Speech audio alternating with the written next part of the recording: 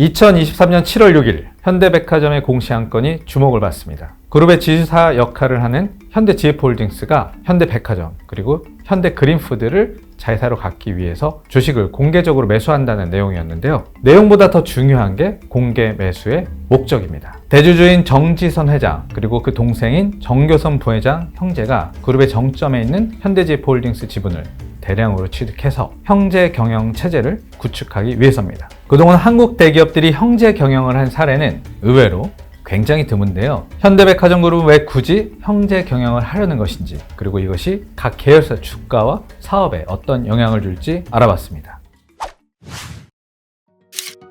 현대백화점 그룹의 공개 매수는 대략 이런 식으로 진행이 됩니다. 현대백화점 그리고 현대그린푸드 주주가 주식을 우선 현대GF홀딩스에 주고요. 그럼 회사는 그 대가로 돈 대신에 현대GF홀딩스 주식을 새로 발행해서 보상해 줍니다. 현대GF홀딩스가 그룹 지주사로 올라서기 위해서는 주력 계열사인 백화점과 그린푸드 지분을 추가로 더 확보해야 하기 때문인데요. 공정거래법상 지주회사의 행위 제한 요건을 한번 보시죠. 지주회사 항목을 보면 상장회사 지분을 30% 이상 소유해야 한다고 되어 있습니다. 그런데 현대GF홀딩스의 백화점 지분은 12.1%, 그린푸드 지분은 10.1%에 불과합니다. 공개 매수가 다 끝나면 현대백화점 지분이 32%로 현대그린푸드 지분은 40%로 올라가서 이 30% 조건을 채울 수 있습니다. 그런데 여기에는 더 중요한 목적이 있어요. 그룹 총수인 정지선 회장이 현대GF홀딩스의 최대 주주로 올라서는 겁니다. 정지선 회장이 보유한 현대GF홀딩스 지분은 현재 12.7%밖에 안 되는데요. 그룹을 장악하기에는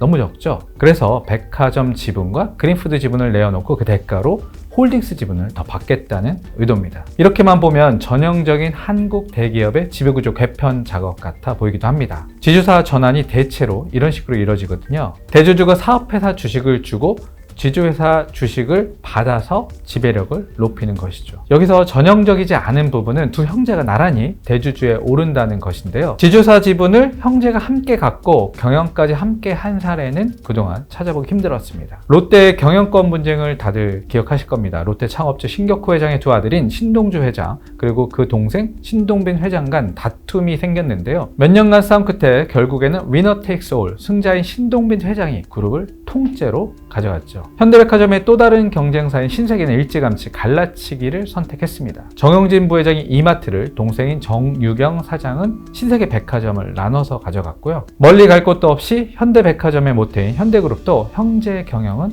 못했습니다. 창업주인 정조영 회장이 아들들에게 회사를 물려주는 과정에서 엄청난 분쟁이 있었거든요. 일명 왕자의 난입니다. 분쟁의 당사자였던 둘째 정몽구 회장이 현대자동차를 떼어서 가져가고 다섯째인 정몽훈 회장이 현대건설과 현대전자를 비롯한 현대그룹 전체 경영권을 가져갑니다. 현대백화점은 이때 셋째인 정몽근 회장 몫으로 돌아갔습니다. 이런 식으로 한국의 대기업은 승계 과정에서 형제 간 계열 분리가 되는 관행이 있었어요. 물론 예외는 있습니다. 예를 들면 SK의 경우인데요. SK는 전체 그룹은 최태원 회장이 이끌고 사촌 동생인 최창원 부회장이 별도로 SK 디스커버리라는 이름의 지주회사를 세웠습니다. SK 디스커버리 밑으로는 SK 케미칼, 가스, D&D 같은 자회사들이 있죠. SK 디스커버리 계열은 이름은 SK를 쓰고 있지만 최창원 부회장이 단일 최대 주주라 최태원 회장 그리고 SK 그룹과는 지분이 얽혀있진 않아요. 또 형제 경영을 유지하는 유명한 회사로는 GS, LS 같은 범 LG 계열이 있는데요. 여기는 수십 명의 지분을 나눠 가진 사실상 집단 지도체제 비슷한 것이어서 형제 경영이라고 말하기는 조금 애매합니다. 결론적으로 한국 기업 문화에서 형제 경영은 사실상 없다. 혹시 형제 경영했다가는 큰 분란이 생긴다는 게 교훈이었어요. 그럼에도 현대백화점은 그 어렵다는 형제 경영을 왜 택했을까요? 계기는 소액주주들이 만들어줬습니다. 현대백화점도 애초에는 계열 분리를 염두에 뒀어요. 정지선 회장이 최대 주주인 현대백화점을 쪼개서 지주사 체제로 하나 만들고 정교선 부회장이 최대 주주인 현대그린푸드를 쪼개서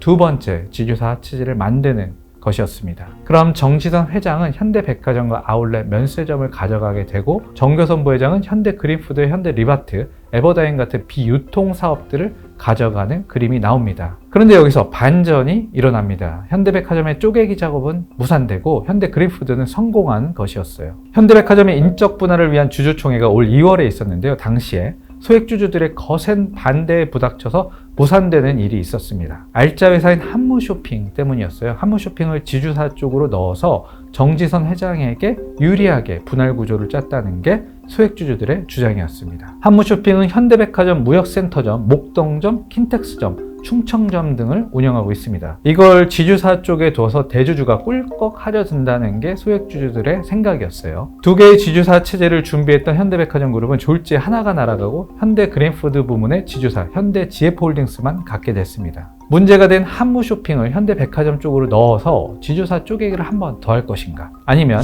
현대지앱홀딩스 위주로 단일 지주사 체제를 만들 것인가. 기로에선 현대백화점은 결국 후자를 선택하게 되죠. 단일 지주사 체제. 이것은 곧 형제 경영을 의미합니다. 현대백화점은 대외적으로 계열 분리가 없다고 발표해서 아예 못을 박습니다. 회사 안이 대주주의 원래 의도대로 안 됐으니까 주가에는 악재로 작용할 법한데요. 여기서 또 놀라운 반전이 일어납니다. 주가가 오르기 시작한 겁니다. 현대백화점 주가는 지난 6월 말에 47,550원을 최저점으로 두 달 만에 45%나 급등합니다. 계열분리 무산 소식과 함께 주가가 폭등한 것이죠. 또 현대지앱홀딩스, 현대리바트 같은 회사들도 최근 한 달간 10% 넘게 올랐고요. 사실 현대백화점 투자자 입장에선 이 회사가 배신의 역사였어요. 지난 10여 년간 주가가 꾸준하게 내리막을 걸었거든요. 한때 20만 원도 넘었었는데 아까 말씀드린 대로 6월 말에는 5만 원 아래로 떨어졌으니까 역사적인 저점 수준이죠. 회사는 지난 10여 년간 백화점을 더 짓고 아울렛을 늘리고 면세점 사업에 진출하고 지누스 같은 잠재력 있는 회사들을 인수해서 사세를 키웠는데, 그럼에도 주가는 반대로 간 겁니다. 왜냐하면 이렇게 사업을 확장한 게 실은 정교선 부회장 몫을 떼어주기 위한 작업 아니냐, 이런 의심이 들었기 때문이죠. 현대백화점 그룹이 최근 10년간 M&A한 기업들을 보면 충분히 그럴 개연성이 있습니다. 건설 장비 기업 에버다임, 건축 자재 기업 한화 LNC, 기업 복지 플랫폼 이지웰, 침대 회사 지누스 같은 유통과 관련성이 크지 않아 보이는 회사들을 계속 샀거든요. 계열 분리 뒤에 형제 간 사업이 겹치면 안 되니까 이런 식으로 비유통 사업만 사들인 것으로 추정이 됩니다. 그나마 인수한 기업들이 잘 됐으면 다행인데 그렇지도 않았어요. 증권사 애널리스트들은 한성, 리바트 빼곤 전부 실패한 인수란 혹평을 내놓습니다. 그래서 돈 생기면 기업 인수해서 까먹지 말고 차라리 배당을 많이 해서 나눠달라는 게 주주들의 요구였습니다. 현대백화점이 성장을 크게 못해서 그렇지 돈은 잘 벌거든요. 그런데 계열 분리를 더 이상 안 하겠다는 발표가 나왔으니까 그럼 회사가 앞으로 허튼데 돈 안 쓰겠구나, 지금 하는 사업들 튼튼하게 잘 키우겠구나, 이런 기대감이 커지고 있는 것이죠. 그리고 이게 주가에도 일부 반영이 되는 것으로 보입니다. 사실 백화점 사업만 놓고 보면 경쟁력이 있죠. 서울 여의도 더 현대는 코로나가 한창이었던 2021년에 문을 열었는데요. 지난해 1조 원 가까운 매출을 냈을 정도로 큰 성공을 거뒀습니다. 단숨에 전국 상위권 백화점이 됐어요. 전체 공간의 절반만 매장으로 쓰고 나머지 절반은 실내 공원이나 맛집 같은 사람들을 끌어모을 수 있는 공간으로 활용하는 파격적인 디자인을 해서 큰 호응을 얻었습니다. 국내 트렌드 전문가인 김난도 서울대 교수의 설명을 들어보시죠. 현대서울은 가보면 정말 그 빈 공간이 너무너무 많습니다. 특히 5층의 그 포레스트 같은 경우는 거의 상업 공간이 없어요.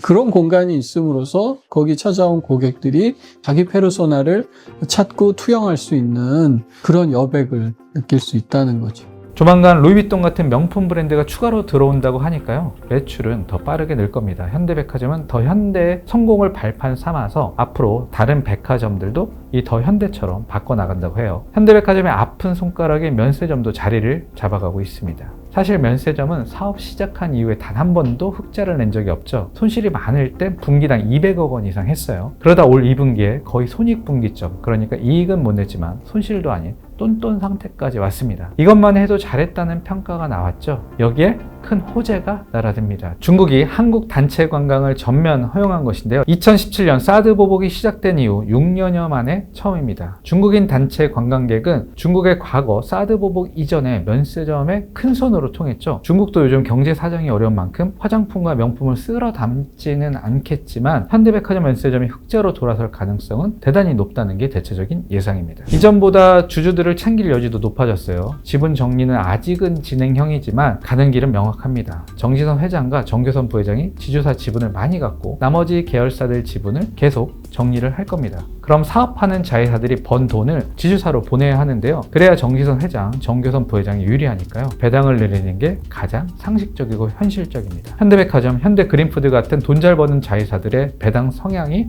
높아질 가능성이 높습니다. 또 기존에 보유한 자사주는 소각해서 기존 주주들의 지분이 가만히 있어도 높아지는 효과를 꾀할 가능성도 있습니다. 현대백화점의 경우 전체 발행 주식의 6.6%인 154만여 주의 자사주가 있는데요. 이 자사주를 소각한다면 주가는 더 탄력을 받고 오를 겁니다. 현대백화점은 1971년 설립돼서 현대그룹 직원들이 쓰는 유니폼이나 장갑, 신발 같은 것 납품하는 정말 작은 회사로 시작을 했죠. 현대그룹 안에서도 밑바닥 취급을 받았습니다. 하지만 지금은 국내 재계순위 21위 그룹으로 현대차와 HD 현대 이 두 그룹 빼고는 현대 반개 기업 중에 가장 큰 회사로 성장했어요. 유통 경쟁사인 롯데 신세계가 마트와 슈퍼로 사업 영역을 확장하고 중국과 동남아로 진출하고 온라인 쇼핑 확장 전략을 가져갈 때도 현대백화점은 대응하지 않았습니다. 계열 분리를 염두하고 비유통 사업을 키우는 전략을 선택했기 때문이었죠. 이것이 전화위복이 되어서 롯데 신세계가 쿠팡과 네이버 같은 온라인 플랫폼 기업에 당할 때 현대백화점은 상대적으로 타격이 덜했던 것도 있습니다. 이번 단일 지주사 체제 전환이 현대백화점의 새로운 도약, 첫걸음이길 기원합니다.